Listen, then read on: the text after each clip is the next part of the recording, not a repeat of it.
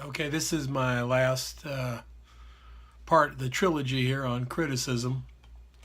And just want to remind you that when you do get a critique, that it's important to listen carefully. Take notes. Record it if you can. Being able to go back and listen to what the critic was saying, what the person critiquing your portfolio was getting at. Listen to it again and again. It takes some time, some multiple times to penetrate our thick brains because we're in denial, we're angry, whatever. Don't do that. Keep an open mind, an accepting mind, a mind ready to face the challenge, because a good critic is going to challenge you. They're going to challenge you. One of the best, some of you may not know this, but my degree is in music theory and composing degree. And one of the best composition teachers I ever had, the way he would critique what I had written was to play it and say, is that what you wanted? And then he would challenge you, well, if that's what you wanted, why? Defend it. That's hard sometimes, you know. I remember him playing a chord once that I had written and said, is that what you wanted? And I blurted out, oh God, no. What did I do? But that's just the nature of art, so to speak. But if you go in with a closed mind, an intellectually blocked mind, and say, well, this person is going to give me a critique, but I already know what I already know, and that's all that's really important to me, you're not going to get anything out of it. On the flip side, if you go in and you say, well, that person had this to say about me, and I guess he's right, I need to change this and I need to change that, that's not a good place to be either. So go in with an open mind.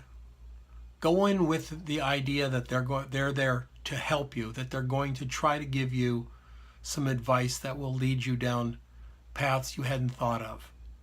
Don't be argumentative. Don't try to defend everything that you did.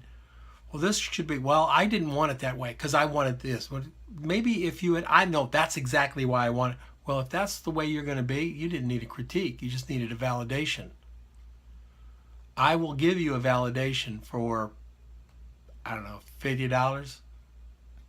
I give a nice little, I'll print something up out of Photoshop. It's got like 3 fonts on it. It'll be beautiful. Say, validation for your unfounded belief right here. $50. Have a nice day. Take it all in. Create a plan of action after the critique and do it. Don't let too much time follow through. Now, to the point of today's talking head thing. I wanted to get more motorcycle riding done, but at 115 degrees, riding a motorcycle is just not in the cards for me. And that is how to give criticism. Sometimes you're asked to be a critic. Well, that can be a pretty interesting situation. First of all, know what you're discussing. Know what it is, what the hell you're supposed to be doing.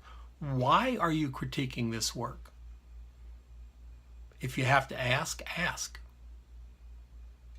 It's important.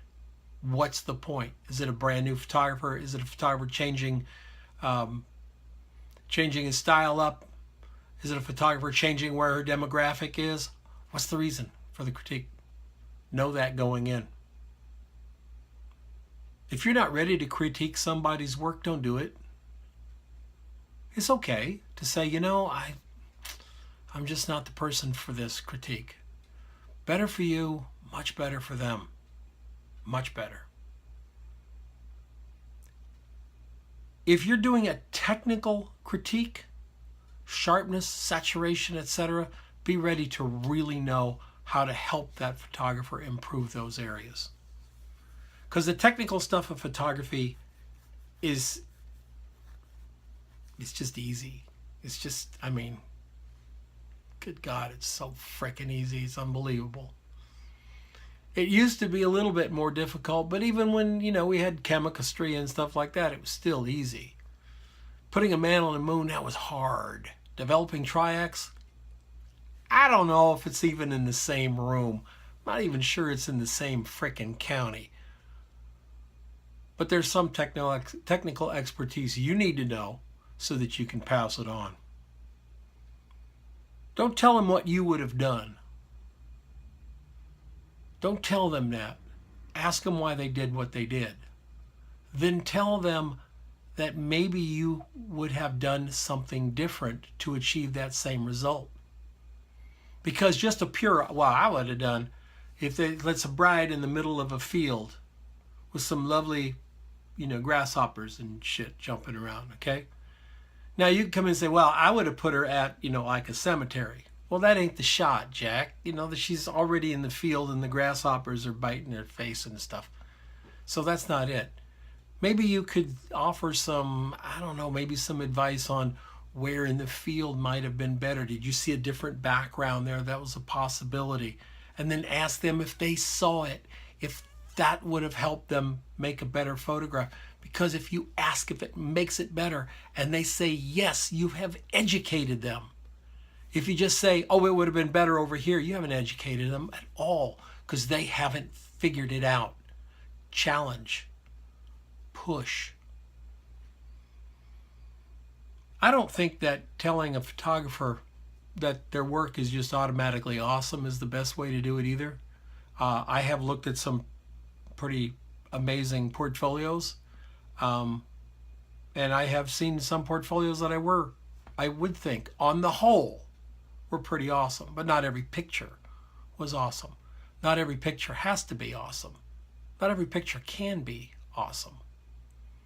You're going to have a few awesome shots mixed in with some really good shots, mixed in with some, no, that's pretty much it. Awesome and really good. Mediocre? Just mediocre. If you don't have anything good to say about that image, anything at all good to say about that image, pass. Just say, I got nothing on this image. Because if it's so bad that you can't find anything good for it, it doesn't need a critique. It needs to be dumped. Right? It's like, why bother critiquing it if it's stale garbage? Why bother tasting it if it's, orange juice that's 6 months out of date? Do we really have to taste it to see if it's bad? I don't think so. Just toss it. I got nothing on this. It's gone. Not gonna critique it because you shouldn't be showing it. Period. Let them defend that if they want, but that's a tough one to defend when you can't even find one good thing to say about it. Being compassionate when you're critiquing is also, I think, a good place to be. Just bashing somebody. I remember being at an invited guest at an art school here in Tempe, at a big school that's in Tempe.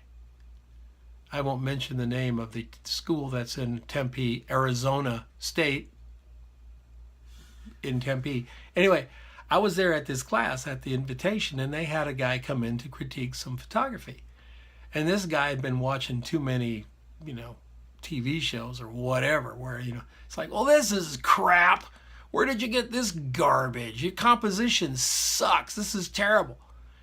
If you think that's a critique, you're an idiot. Just a big, dumb fucking idiot. That's not how you critique work. That's just BS. That's how he did it. Show a little compassion.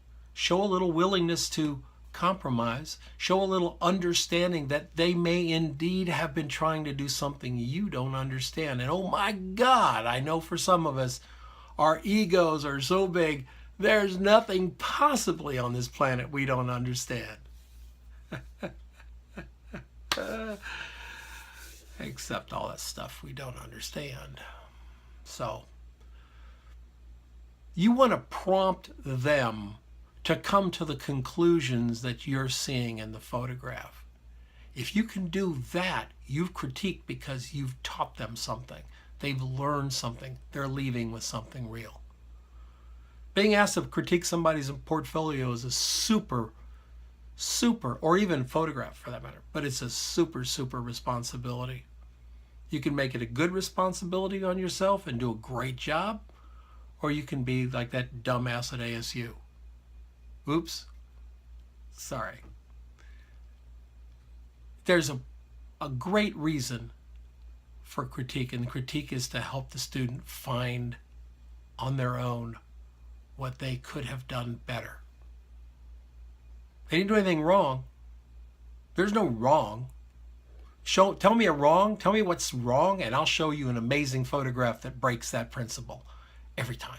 Tell me what's wrong in music, and I'll play you a piece of music that breaks that rule every time. So there's no wrong. It's just different.